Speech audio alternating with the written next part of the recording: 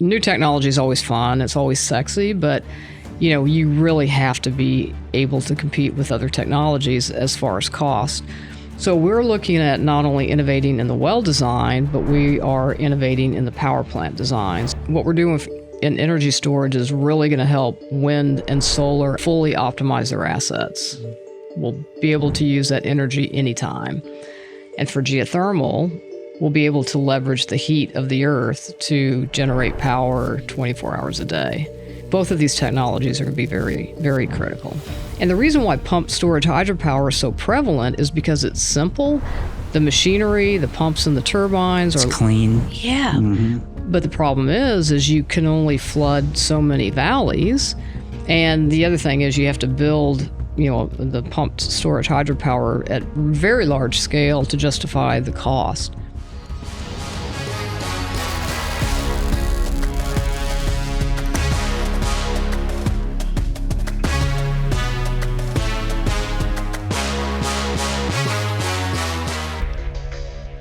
Welcome to Forging the Future, and I'm sitting down today with Cindy Taff, Chief Executive Officer of Sage Geosystems, Inc. Good afternoon, Chris. So tell me a little bit about what inspired you to start Sage Geosystems. I spent 35 years in the oil and gas industry. At Shell? At Shell, yeah. Mm-hmm. Was very proud when our CEO, Ben Van Beurden, put into place an energy transition. But I was always curious why there was not more geothermal, because that is our core skill: drilling wells, driving costs down, project management, all the skills that goes with it, geology, drilling. And my team actually did a lot of the cost estimates for geothermal projects, but we never pulled the trigger on these geothermal projects. So I was at Shell, and two of the people that I worked with for years at Shell, they were on their own, and they started thinking about geothermal, and they said, you need to come with us, and we need to do geothermal. And these guys had a history of developing some pretty complex technology, so I figured if anybody can figure out how to do geothermal, these guys could. So that was when I jumped ship, and the rest is history. So that was back in 2020. Correct. And you hear a lot about alternative energy, right? And I think most people would be surprised to learn that Texas is a leader in alternative energy, as far as I understand, right? As far as wind and solar and other energy Absolutely. Types, right? But you don't hear much about geo.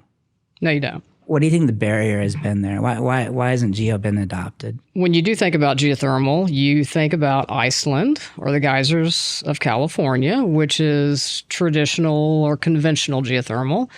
So when you look at the geothermal production around the world, it's about 17 gigawatts. That is all from conventional geothermal. 17 gigawatts? That's like almost nothing? That's almost nothing. Okay. It's less than 1% of the utility production. Okay. The challenge is it's a very unicorn geology. So you need to be near a volcano or the ring of fire. And so what we're doing in geothermal is called Next Generation Geothermal. We're going after rock that is hot, but it doesn't have the huge volumes of water that you have near a volcano or the ring of fire. And so you've got to drill a little bit deeper. You've got to create kind of an artificial reservoir in that rock, and then you pump water from the surface, harvest the heat, and bring it back to the surface. So in Texas, we don't have the ring of fire or the volcano, so we're having to do the Next Generation Geothermal. So that's why you haven't heard about it, is because that type of geothermal is now being developed by different companies, not only Sage, but companies like Fervo and Ever. And we're all approaching it slightly differently. And I think what we're trying to do is, as an industry, make it cost competitive with other forms of energy, like you said, wind and solar. Where do you find the heat?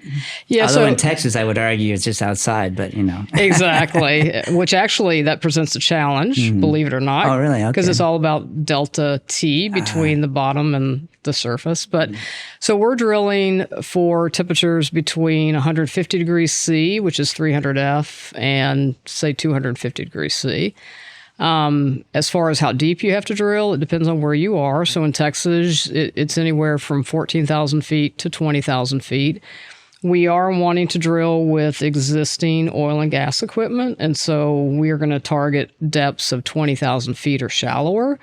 If you get too much deeper than that, you start to have specialized rigs, and also the costs start to go higher. So if you think about the Northeast, if you need to get to those temperatures, you're drilling, 28,000, 30,000 feet. So you for geothermal, you definitely have to be in an area where you can reach those temperatures at 20,000 feet or shallower. Is that a depth that normal wells would drill at, or is that about as deep as they go normally? Definitely oil and gas wells. We actually have a test well in Starr County, which was drilled in 2008 by Shell. It happened to be drilled by Shell. It was to a depth of 19,000 feet and 235 degrees C. So, yeah, oil and gas knows how to drill these wells. When we move to scale, the oil and gas industry knows how to drive down the cost of these wells at scale. So, in our opinion, the biggest challenge for geothermal are two things. One is the geomechanics of getting the heat out of the rock without putting a lot of energy into the system. And then the other is the thermodynamic part, but just getting that heat out of the rock to surface and then converting it very efficiently and cost effectively to electricity. Can you make use of existing wells, or that's just not a thing? Everybody asks that, Chris, and I think it is a good question. That's a brilliant question. It is, of course. The problem is most onshore wells have 5-inch casing. So because we need huge volumes and huge flow rates to get the amount of heat that we need to be utility scale, we need 9 5/8 inch, 10-inch casing, 7-inch casing. So they're first too small. The other thing is a lot of these wells are old, so you have to worry about the integrity of the well bore. And then I would say third is that if you're wanting to scale, you're going to need multiple wells on a single pad. And unless you have an unconventional well, you aren't necessarily going to get those multiple wells. So you still will have to drill to get the number of wells that you need for scale. So you would drill multiple, like 8 to 10-inch holes in a location. By how far apart would you? Yeah, on surface, about 10 feet. So you can use a walking drilling rig and get those efficiencies. But in the subsurface, you get basically separation between the wells by slightly directionally drilling them.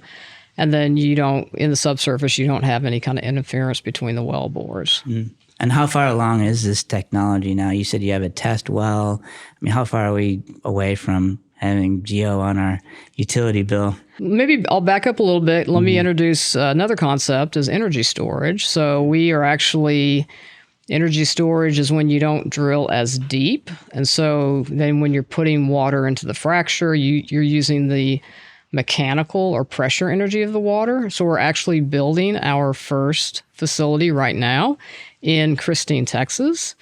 So then geothermal, you now drill the well deeper, you're in hot rock, the power plant is slightly different. We're going to be doing our first electricity generation in second quarter of next year with the U.S. Air Force. And so once we generate electricity, then we can get hopefully a power purchase agreement with the Air Force for Ellington Field. And we also have a offtake agreement with Meta for 150 megawatts to power one of their data centers. So we're probably, as far as Sage, about 2 years away from first commercial demonstration or first commercial installation of geothermal. I know why Meta would be interested in it, right? I mean, these data centers take a lot of power. AI takes even more power. They're talking about the data centers having to be near nuclear reactors, because you need to get access to that power. But with a geothermal power plant, you can then have location of both the power source and the data center. Is that the idea? Our agreement with Meta is it'll be a virtual power purchase agreement. So they'll be taking off a grid. We'll be putting on the same grid to balance the power. But to your point, Chris, our vision eventually is that we need to probably be off the utility grid because the interconnection times are so long. There's some grids that interconnection queues are years, or you don't have a queue at all because they've shut down taking on new power. And so I think, there's several states that have kind of said out loud that, data centers are going to be tough to do in their states. So I think that's where this behind the meter or off-grid power is going to be a perfect solution for data centers. What does it mean to be off-grid? I mean, it's just only powering the data center? Is that Correct. what's happening? Yeah. Okay. All right. Yeah. So, I mean, again, with Meta, our agreement's a virtual PPA. So we'll be going on a grid, means that we have to interconnect to the grid. But for future data centers, we could, as you said, build the clean power. You're building it off the grid, and then you're powering it directly to the data center rather than going on the utility grid. Well, maybe tell me a little bit about your own experience in oil and gas. Has that really been beneficial for your role in Sage's growth? Absolutely. I mean, oil and gas to what we're doing in geothermal or what we're doing in energy storage is a complete laydown. I mean, it's not only the technical skills. So we have a geoscientist that's previously from ExxonMobil, but you've got reservoir engineering, you've got drilling engineering, all of those things. It's not just the technical skills, but it's also leadership skills, project management skills. The oil and gas industry has had a history of drilling, as they scale up, drilling more wells and driving the cost down. So when I was at Shell, my last role was vice president over Shell's global unconventional wells operations. And over a 5-year time period, my team, which I think was the best team at Shell, was able to drive costs down by 50%. And this is while well lengths doubled, actually, and the number of fracks that we were putting in the well doubled, but driving costs down by 50%. So the oil and gas industry knows how to do that. And that's directly applicable to what we're doing. Now, there is still... we do have facilities, and oil and gas has facilities, but you're just going after a different resource rather than hydrocarbons. You're going after heat, or as we're doing in energy storage, we're using the pressure energy. Well, tell me a little bit more about energy storage, because what I hear is that's really the growth area, is how do we store the energy we're producing, because so much of it is wasted. People worry about EVs and how are we going to find the energy to charge all these cars, but what they don't realize is that there's a lot of wasted energy at night, every night, right? Because there's just not the demand. You're not running the factories. You're not running a lot of things. And so that power just gets, sometimes they pay to get rid of the power, from what I understand, right? So how is your technology helping the data storage issue? How does it work? So as you mentioned, wind and solar have done a great job greening the grid, but wind primarily produces at night when we're all sleeping and the power demand is low. But then you've heard of these duck curves that we're seeing in California and in Texas, because to your point, California and Texas are leading the way for installing wind and solar. So even during the day, solar is outproducing the demand. So you don't want to waste that precious, clean energy. So what we can do is take that energy when the demand is low, store it, and then produce it on what they call the shoulder hour. So in the morning when the sun hasn't yet come up and the wind has slowed down, or in the evening when the sun has just gone down and the wind hasn't picked up, those are the hours that you need the energy, and that's when the price of the energy or the electricity really goes through the roof. And so we can store the electricity during the low demand, and then we can move it to the time of high demand. Or we can pair with solar, which is intermittent, so produces 6, 7 hours, 8 hours a day. We can turn it into 24-hour production by storing it during the time that the sun is up, and then when the sun goes down, producing for those 16 or 17 hours when the sun is down until the sun comes back up, and then you start that cycle again. Even it out. Exactly. But when most people think about storage, they think batteries. They do. And I don't think that's what you're doing. No, we're not. How do you do it? I'm glad you asked that question, because you're right. The lithium-ion batteries, they get so much airplay. But when you look at the storage around the world, pumped storage hydropower, when you pump a lake up a mountain, that actually represents 95% of the storage. Using water to store the energy. Exactly. If you know your physics, right? Exactly. And so what we're doing is exactly that, except one of our lakes is deep in the earth. So we use the same pumps. We use the same very simple Pelton turbines, which look like a kid's pinwheel. And the reason why pumped storage hydropower is so prevalent is because it's simple. The machinery, the pumps and the turbines are clean. Yeah. Low maintenance, high reliability. And so, but the problem is you can only flood so many valleys. And the other thing is you have to build, the pumped storage hydropower at very large scale to justify the cost. So we can scale smaller. We don't need the mountain, and we can get permits pretty quickly because we're not flooding a valley. And we can also, put it just about anywhere because the geology is such that we're not looking for heat. So we just want a low permeability formation, which you can find just about anywhere. So there's these underground like caverns, or like you said, low permeability. They're not necessarily open wells, but they might be filled with porous sand or rock or something. You just like pumping the water in there, and then you can get it back out again. It's a little bit different. So we drill a well, and we find that low permeability formation that you're talking about. We install a frac.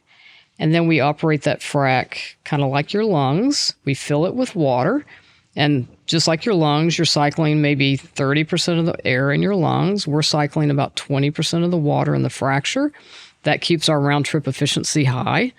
And in the case of an emergency where you need energy, we can cycle up to 40%, maybe 50% of that water until the frac face starts to touch. But yeah, so we're cycling about 20% and gives us a high round trip efficiency, but we're using the elasticity of the rock, believe it or not, to basically pump the water back to surface on its own.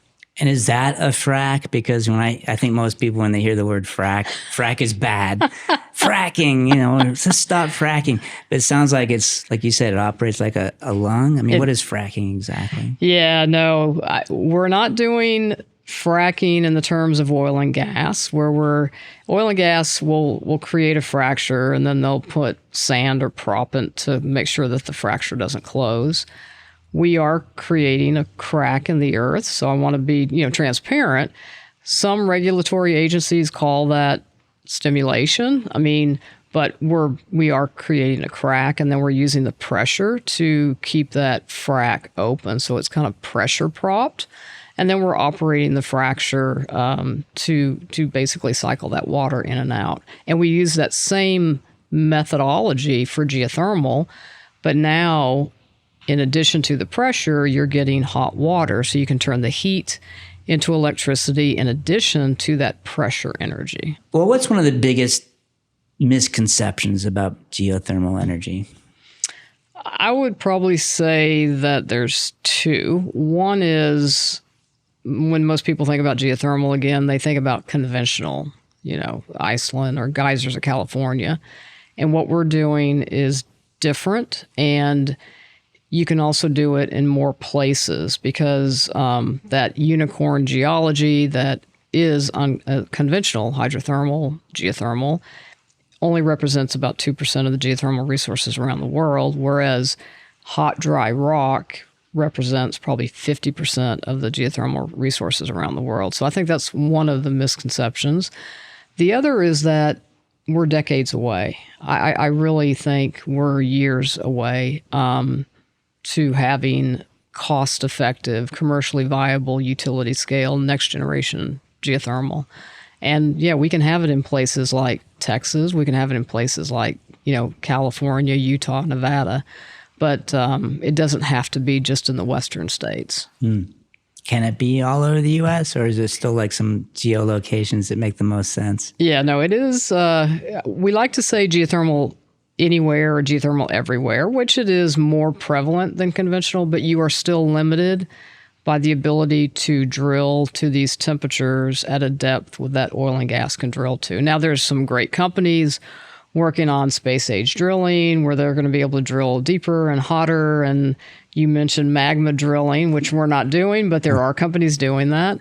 But again, you need to be near a volcano to do that. Just the other thought process there. So, I think we're just years away, and I think we're going to prove it. I think the oil and gas industry being involved is going to help, again, drive costs down and figure out how to do this. And I'm excited. Any other emerging technologies in geothermal that are going to help drive that adoption or that success in the next couple of years? Yeah, I mean, if I talk about what we're doing at Sage, so again, because of our oil and gas background, when we are focused on driving down the cost per kilowatt hour, which new technology is always fun, it's always sexy, but you really have to be able to compete with other technologies as far as cost. So we're looking at not only innovating in the well design, but we are innovating in the power plant design. So we've actually worked with Southwest Research Institute in San Antonio. They have designed and built a supercritical CO2 turbine that we'll use in the power plant. So the advantage of that turbine is that it's smaller, so it's going to cost less to build, but for each unit of heat that you put through the turbine, you will get more electricity. So that will help to drive down that cost per kilowatt hour. So we just did a load test about 2 weeks ago, and so we're probably a year and a half from having that in the field. Maybe quicker if we can raise the funds to move it along. But I think that's going to be another huge impact for the geothermal industry. Where do you think the cost is now as far as geothermal compared to like wind and solar and oil and gas? Yeah, so of course it's hard to compare because you have to compare it on a megawatt hour basis, right? Because wind and solar are intermittent. I don't know the exact answer to that, but I would say that geothermal, I think, right now is probably at a cost of 10 or 12 cents a kilowatt hour. But I do see a path to drive that down to 5 or 6 cents as you can scale up. If you can scale up to 100 megawatts, you can drive the well cost down, you can drive the supply chain cost down. But we also have ideas, again, on how to improve the costs and the efficiencies of the power plant equipment. So it'll definitely come closer to competing with, wind and solar cost. But it'll be also 24-hour generation versus intermittent. Yeah, so there's no difference in whether it's day or night. Right? Exactly. Exactly. So we talked at length about the technology, but there's a lot of different energy producing technology out there, and we're making a lot of progress. Why is it important right now for geothermal to reach this point? I mean, how does it matter to the general public? Why now? Yeah, no. So for energy storage, what we're doing in energy storage is really going to help wind and solar assets fully optimize their assets. We'll be able to use that energy anytime. And for geothermal, we'll be able to leverage the heat of the earth to generate power 24 hours a day. And so in this energy transition, or you may want to say energy expansion that we're in, both of these technologies are going to be very, very critical. Could you have all of this in one location, for example? Like in Texas, there are solar farms, there are wind farms. It sounds like with your technology, you could have all three of them in one little clustered area because everything's getting sourced from different directions, right? That's exactly the idea. So we will build storage near solar and wind facilities, and where there's enough heat at a depth of 20,000 feet or shallower, we will build geothermal power plants as well. I think that would be super interesting, right? And think of the eco-friendliness of all that, right? Wind, solar, and geothermal on one location as a basically power grid source. Absolutely. Yeah. And great photo op too. Yes. And here in Texas, exactly, where everyone thinks we only do oil and gas. Well, this was very interesting. Thanks for coming on and educating me on the pros and cons of geothermal. And I hadn't thought about the data, the storage aspects of it. I do have some socks for you. Very good. Mostly math, but some physics. So I thought you might be interested. Oh, very in this. good. Yeah. They might not show in your boots, but you'll know they're there. I love it. My daughter may steal them from me, but yeah, thank you for that. Well, you can share. Thanks for coming on. Yeah, thank you, Chris. It was great to be here and great to meet you. You too as well.